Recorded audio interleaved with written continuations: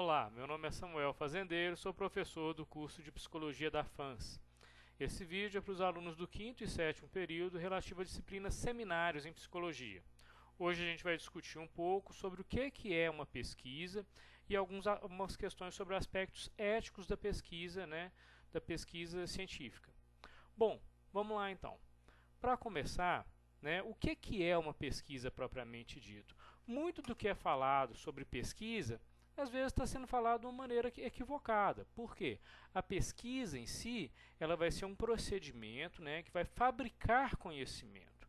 A ideia da pesquisa é fabricar um conhecimento, resolver problemas, ou solucionar dúvidas. Isso tudo é um aspecto importante para a gente fazer uma pesquisa. Muitas vezes as pessoas falam pesquisa, mas é apenas uma compilação de ideias, ou apenas discutir sobre resultados e não está produzindo conhecimento nenhum.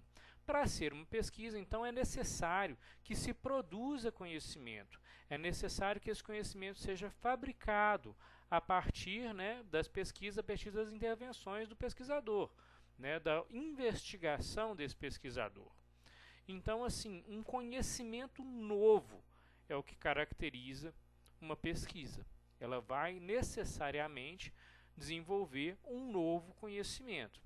O estudo dessa forma, ele vai precisar de ser um estudo então planejado. A gente vai ter algumas etapas para realizar essa pesquisa e também vai necessariamente ser aplicado o método científico que a gente já discutiu em alguns vídeos anteriores.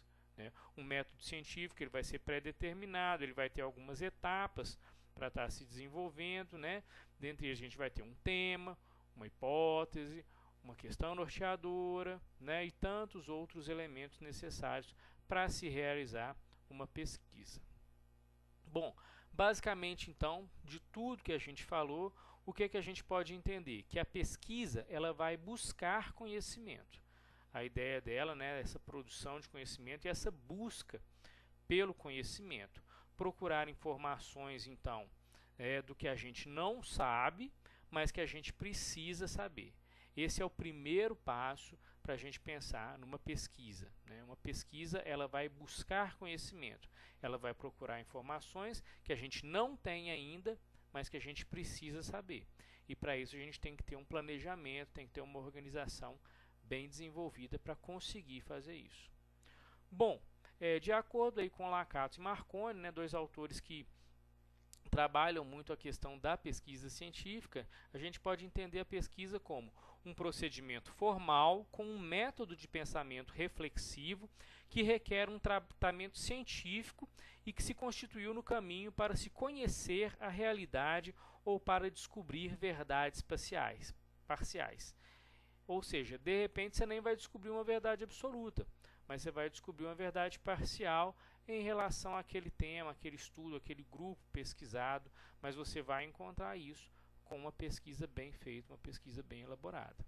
A ênfase, então, no que é uma pesquisa, vai ser a aplicação, a aplicabilidade de um método científico.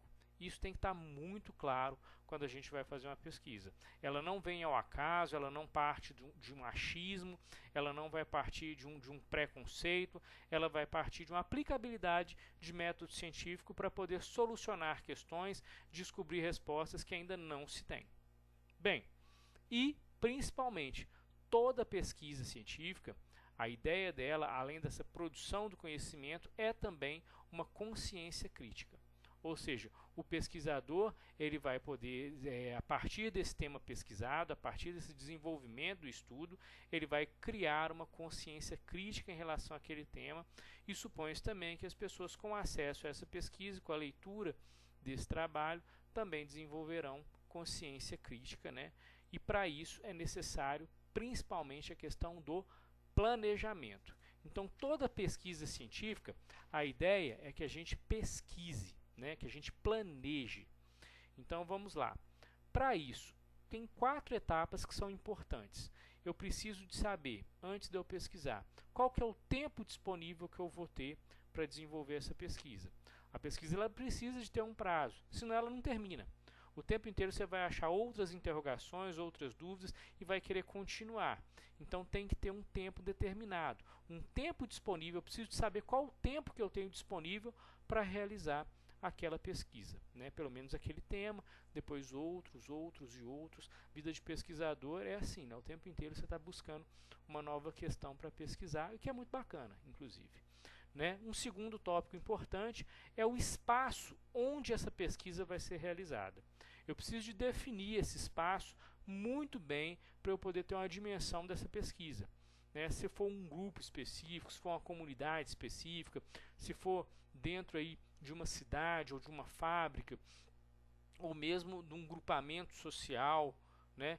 Tudo isso eu tenho que ter definido muito bem para eu não me perder nos diversos caminhos que eu vou escolher.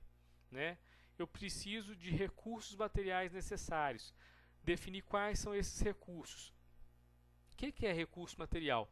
Tudo aquilo que vai envolver, por exemplo, o gasto. Né?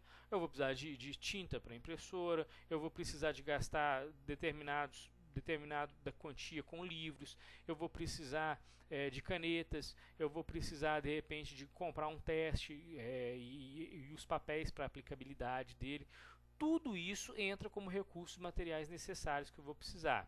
Eu preciso de um notebook, ou então eu preciso de um computador, eu preciso de um tablet, um gravador. Tudo isso, todo esse material, esse maquinário vai entrar como recursos materiais necessários na hora que eu for desenvolver a pesquisa, e isso tem que estar na minha planilha orçamental para eu poder desenvolver essa pesquisa. E, por último, né, o quarto tópico, recursos humanos disponíveis. E aí como é que vai ser? Essa pesquisa vai ser uma pesquisa só minha? Eu que vou desenvolver ela, ou eu vou ter um grupo que eu vou poder delegar para esse grupo para aplicabilidade de determinado questionário ou determinadas entrevistas, e eu vou trabalhar com esses dados. Se for uma pesquisa muito grande, provavelmente com muitas pessoas, de repente eu não vou conseguir fazer uma entrevista para tantas pessoas no tempo que eu tenho. Então talvez eu precise de uma equipe para poder desenvolver essa pesquisa. Por exemplo, aí essas pesquisas que a gente vê que são muitas pessoas pesquisadas, geralmente é um grupo de determinada universidade que vai fazer, né? Tem vários pesquisadores ali envolvidos e um pesquisador geral que vai responder pelo grupo. É muito comum isso acontecer também. Né? E todos ali têm a participação na pesquisa, é óbvio. Né? Bom, desses pontos, entendendo agora o que é uma pesquisa, a gente vai passar para o outro ponto importante, que são os aspectos éticos da pesquisa. A pesquisa ela precisa necessariamente aspectos éticos para ela acontecer. Muito tempo isso quase que era uma condição assim que o pessoal, não, com certeza vai fazer a pesquisa, tem ética. Não é assim. Hoje a gente tem que buscar realmente esses padrões éticos. E como que a gente pode fazer isso? Bem, eu vou falar aqui de 5 questões importantes também na escolha ética da pesquisa e como desenvolver essa ética dentro da pesquisa. Primeiro vai ser a honestidade intelectual. Ou seja, eu preciso realmente de me disponibilizar a conhecer aquele tema, em conhecer melhor aquilo para poder escrever sobre esse tema, para poder pesquisar esse tema. Então eu preciso de uma preparação anterior para desenvolver uma pesquisa. Né? Eu tenho que ter honestidade intelectual para saber se eu vou conseguir ou não dissertar a partir daquele tema, descrever aquele tema, entender o que está acontecendo dentro daquele tema. Esse é um primeiro passo muito importante. Um segundo que é muito básico, mas acontece demais, infelizmente, é não plagiar. Ou seja, eu vou ter que desenvolver a minha pesquisa, né? Eu vou utilizar outras fontes, eu tenho que citar essas fontes, essas referências. Eu não posso copiar essa pesquisa em qualquer lugar e colar como se fosse minha. Além do que, a gente até cai no outro ponto, né? Que plágio é crime. É um crime e você pode e deve sofrer sanções legais quando você plagia algum trabalho, quando você plagia alguma pesquisa, né? Mostrar-se como autor e ser fiel às fontes consultadas. É fundamental você se apresentar como autor dessa pesquisa, você colocar o seu nome ali, colocar o endereço para correspondência, colocar-se como responsável daquela pesquisa e também citar as fontes consultadas, todas as fontes consultadas que você utilizou para realizar aquela pesquisa, né? Novamente, aí, plágio é crime, lembrar isso, está bem descrito ali no nosso livro, né? E, por último, ter a normatização técnica para fazer a pesquisa. Então aí você entenda a ABNT, né, ou a APA, se for o caso, mas uma organização técnica, uma organização lógica para desenvolver o trabalho de pesquisa e desenvolver esse trabalho de uma maneira bacana, né? Para isso, normalmente, as pesquisas em ciências humanas, elas passam por um comitê de ética. Esse comitê de ética ele é formado, às vezes a própria instituição tem o comitê de ética, senão, geralmente a pesquisa ela vai para o comitê de ética mais próximo. Esse comitê ele dá um veredito a partir do trabalho, se é viável fazer, se ele pode ser realizado ou não, né? E prezas também por quando essa pesquisa é com pessoas, com seres humanos, que eles respondam, né, um termo, que eles preencham um termo de consentimento livre esclarecido, TCLE.